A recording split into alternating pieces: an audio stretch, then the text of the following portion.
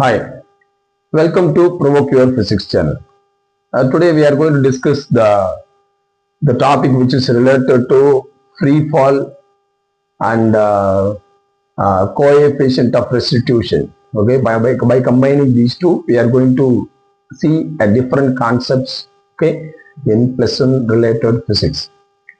So this is nothing but actually coefficient of restitution is taking place in the collision. That the coefficient of restitution will decides whether the collision is an elastic or inelastic collision, which has the formula coefficient of restitution E is equal to difference of velocity after the collision, that is modulus of v1 minus v2 divided by modulus of u1 minus u2. So basically in a collision we have taken v is the final velocity and u is the initial velocity. In a collision, so the difference of final velocity divided by difference of initial velocity will be termed as coefficient of restitution. If it is an elastic collision, there won't be any change in the velocity. There won't be any change in the difference of velocity. It will be a perfect elastic, but practically there won't be any perfect elastic collision. So definitely there will be some loss of energy occur. So in this case, when the difference of velocity, so definitely this will be lesser and this will be greater. It is nature because of the air resistance and also the friction.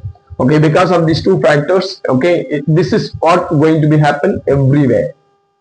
Right. Now, so the value of E will be in terms of, between 0 and 1.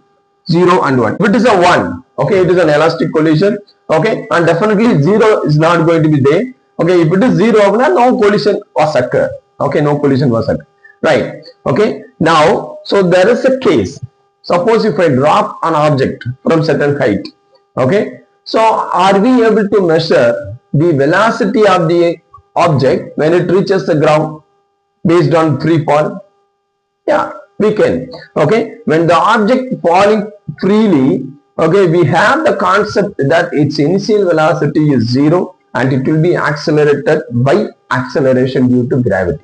So at every moment, its velocity is increasing gradually or uniformly. That is free fall is an example of uniformly accelerated motion. Right. Suppose if I drop the ball from certain height, let me take the H1. So it will be dropped and it will be reaches the ground. When it reaches the ground, it has certain velocity. That velocity I can measure by using the formula, that is v square is equal to u square plus 2as by using that formula. When for the free fall, when I drop the object from certain height, its initial velocity will be 0 and a will be equal to g. So I can measure v squared is equal to 2gh1 for this case. So for v is equal to square root of 2gh1. Right. Now I would like to measure what is the coefficient of restitution of the particular place. Let us take when I drop the ball, it will strike the ground, then it will bounce to the height, certain height. I may able to measure the height.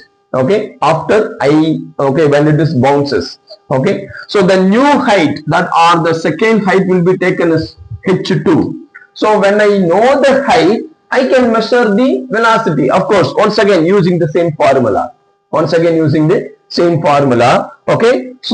that is V1 is equal to square root of 2gh1 and V2 will be equal to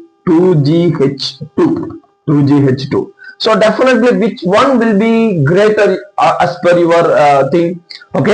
Definitely V1 will be greater than V2 because some energy will be lost when it touches or when it is colliding the ground.